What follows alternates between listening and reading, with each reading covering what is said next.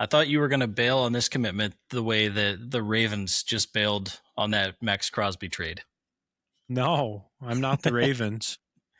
What a I was wild, okay, like I know teams have pulled out of trades before, or like people have tried to sign free agents pending of like a physical and things have fallen through, but I can't remember a trade of this nature where someone backed out. I mean, this was a big deal, right? I mean, he's a major player. He's got a big salary cap tied to him. This was multiple first round draft picks and third round draft picks, if I recall. And like, where do we go from here?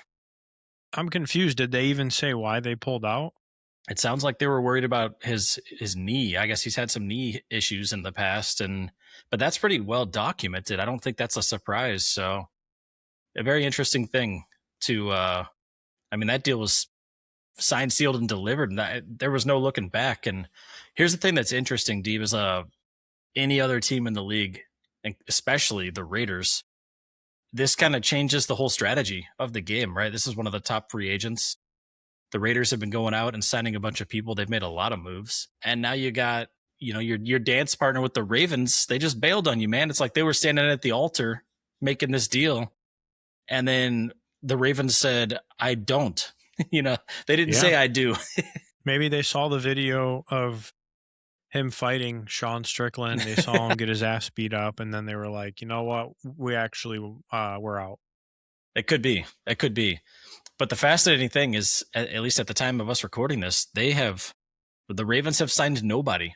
That was the only thing they've really done this offseason. They've lost players, and then they made this trade for Maxx Crosby. So now they literally have done nothing this offseason. And like, I'm still confused though. How can you just pull out of a trade like 3 days later or whatever it is? Is that even like allowed? The only thing I can think is that they probably had somewhere in this trade arrangement, like, we agree to this pending, him passing a physical or whatever. That's the only thing I can think of.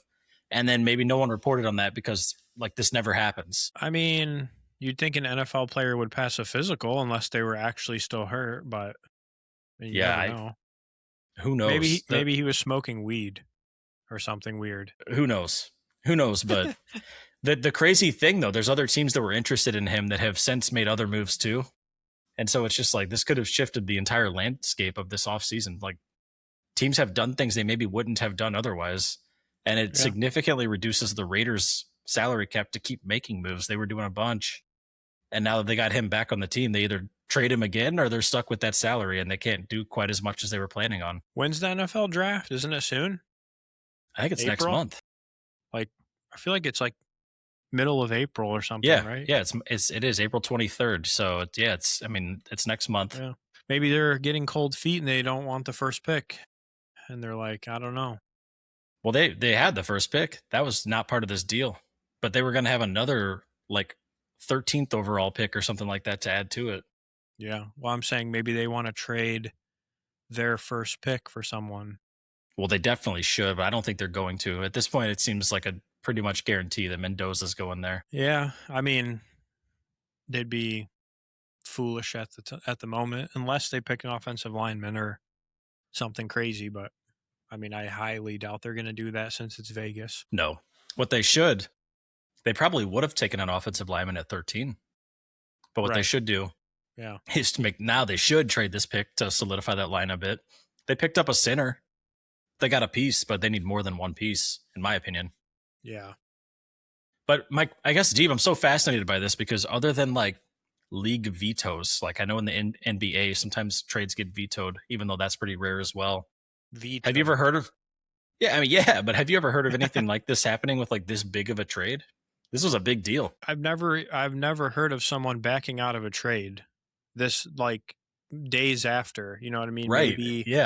Maybe if it's draft day or something like that and they're still trying to figure some stuff out, they back out, you know what I mean? Like it's like, okay, I'm going to trade you this pick and then maybe they back out, but it's not like broadcasted or it's not reported on by media, but when it's already reported on and it's days after, this is very awkward. Honestly. Yeah, I mean, I was just curious because I was like, this happened days ago, right? And it was like 4 days ago that this trade happened. Yeah. That's crazy. That's insane. I gave him a call. I wanted something to talk about tonight. I guess so.